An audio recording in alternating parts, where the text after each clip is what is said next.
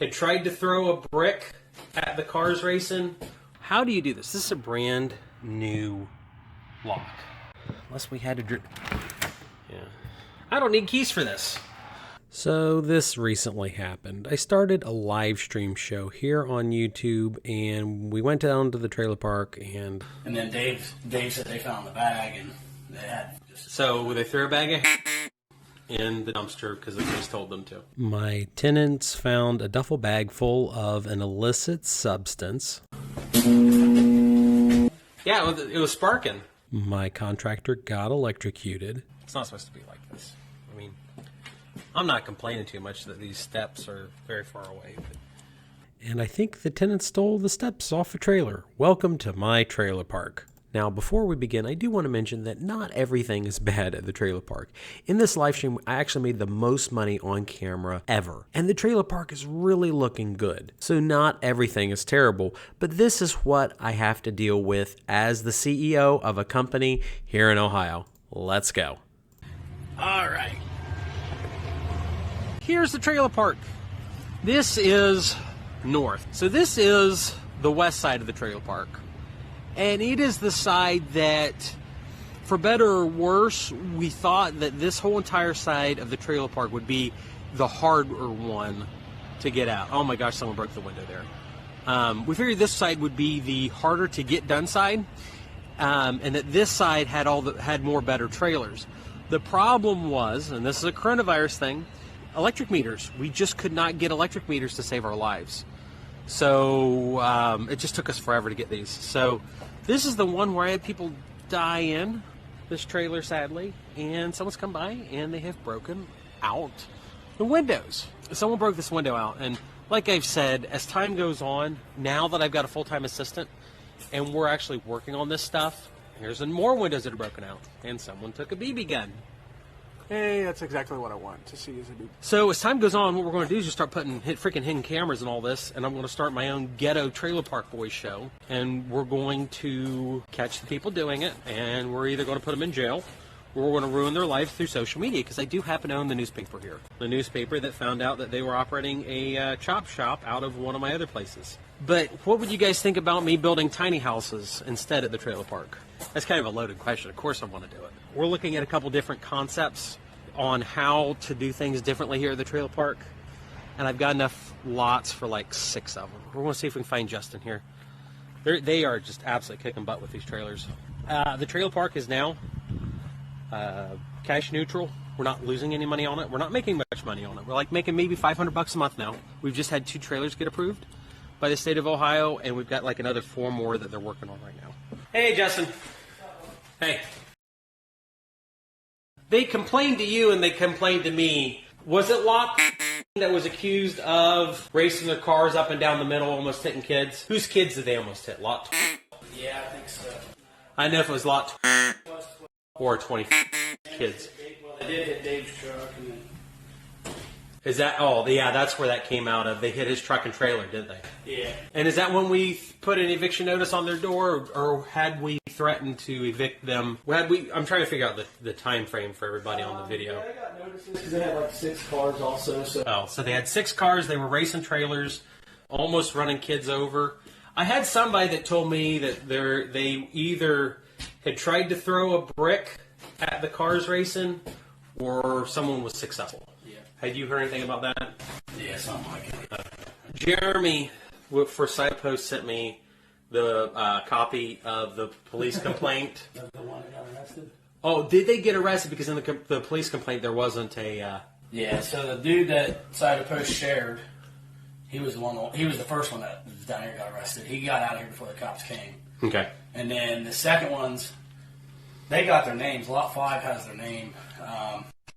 I guess they took them to jail, but they don't show on the roster. No. Okay. So I just took them away. So. Okay. They just took them away. And then Dave said they found the bag, and they had... So the cops didn't want to know what they just put it in the dumpster. So the cops said to put... Dave and them, whatever, was like, hey, we found their bag. And he said, just throw it away. So they threw a bag of in the dumpster because the police told them to. All right. County Sheriff. I just don't think they want to deal with the paperwork. Yeah, they should. Yeah. Did they...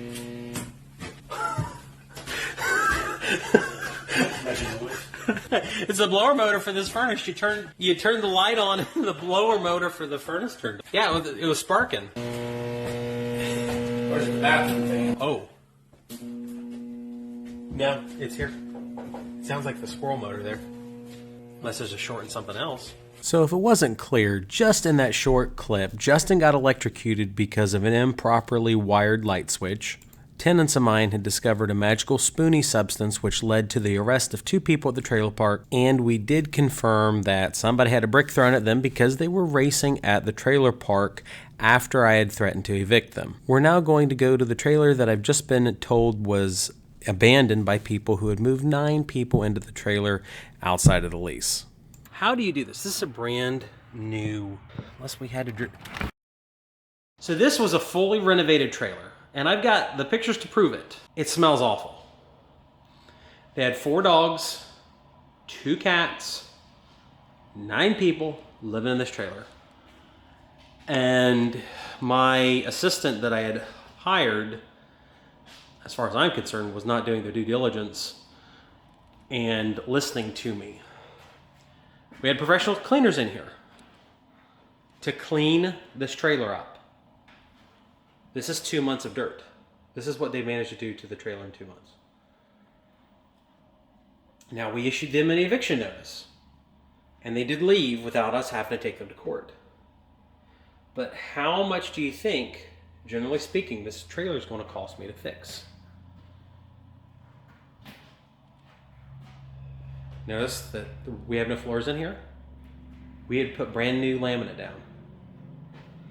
Doesn't look good, guys. Doesn't look good at all. This is what they did to the trailer. Oh my gosh. Okay, so they have totally put a hole in the floor right there. I don't even know how that's possible. Oh my goodness. This is 2 months worth of damage. Look at all this freaking flies. Oh my goodness. Look at this. And they put a freaking hole in the floor. I will fall through that. See this laminate right here? This is what we put brand new in the whole trailer, and they've ripped this out. So,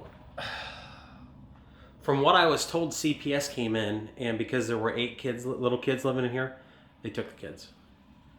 And it's not that I want to make people homeless, but it's like this is going to cost thousands of dollars to fix.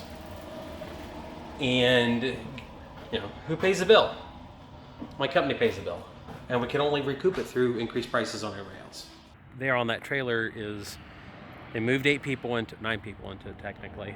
And there's just the amount of damage they did there's absolutely incredible. Absolutely incredible. And they were driving at like 50 miles an hour because one of the trailers, I can't say which one, has cameras, and they estimated the speed of the people racing at my trailer park at like 50 miles an hour while kids are here. Even though this trailer sucks and this trailer sucks, things are really starting to look better at the trailer park. And we're in the middle of the winter right now, and everything looks bad when the grass is dead. Like I said, Justin's over here. He's working on this side pretty dang well right now. We were in 28. That'll be up soon. They've got some trim and stuff, whatnot to do. That one will rent for around $600. This is an actual lot larger. This is like a 16 by 80, and it'll rent for probably $700 a month is what we're asking on it. So I'm pretty excited because every single one beyond this point is profit. But we do have a problem with trailers like 33 over here. I don't think it's economically recoverable. Let me peek in the window and show you guys what I'm talking about. At some point, I've got to make amends to the fact that some of these trailers just can't be fixed. I'm kind of guilty taking any of these trailers and just throwing them away because they could be fixed, they could be rehabbed, they could be somebody's living space. But I think as far as the economics go, I just don't think they're savable. We'll peek in the broken window here on this trailer, and we'll see what you guys think. Tell me what you think about the condition. Tell me if you think that this can be saved. I don't think it can be. You see it?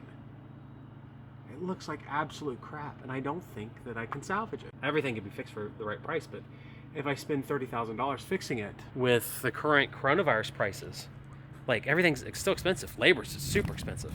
But if I spend $30,000 fixing it and I want a 10% return just off the repairs, I'm going to have to charge an extra $300 to fix it. And $300 on what? Compared to bringing in a brand new trailer for $10,000, or at least much nicer trailer for $10,000. Some of these don't make economic sense to save. Especially, we've got a couple companies that will finance tiny houses, and we're trying to figure out with the state of Ohio if the state of Ohio will let me finance let me just install tiny houses here. If we can do that, then $250 for a tiny house or $500 a month for a trailer. I think most people go to the tiny house. I believe all of the floors are bad and all the walls are bad, and we'd have to go and rip everything out. I think that's what's wrong. We could ask Justin how much he thinks it costs to fix, but for better or worse, like, I can sit here. Let's do this. This will be fun. Lot number 4, we spent $14,000 on. Lot number 10, we spent $9,500 on. Lot 12, that's the disaster, the absolute disaster, I think I spent $8,500 on rehabbing it. Next to lot 12 is 14. That's like my saving grace there. We only spent like $4,000 on it. So that's lot 14. Lot 16, that's a $15,000 minimum rehab. Lot 18, $10,000. Lot 20, $20,000. That's lot 26, the nice big one. We only spent $6,000 on, so that's going to be cool. Lot 28, that's going to be an $8,000 rehab.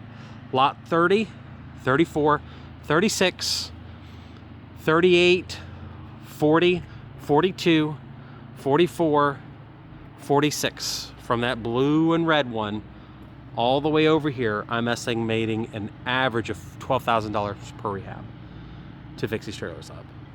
And at those rates, it makes sense. Because if I want my 10% return, I can charge $150 premium on fixing them.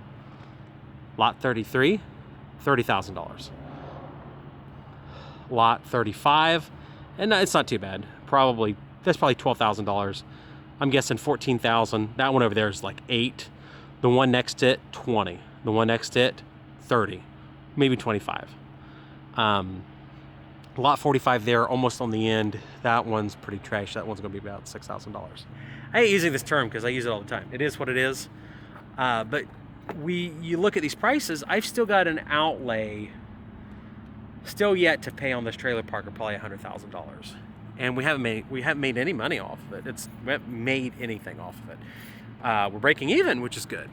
But we've got a lot to go. I'd love to get this the whole thing asphalted.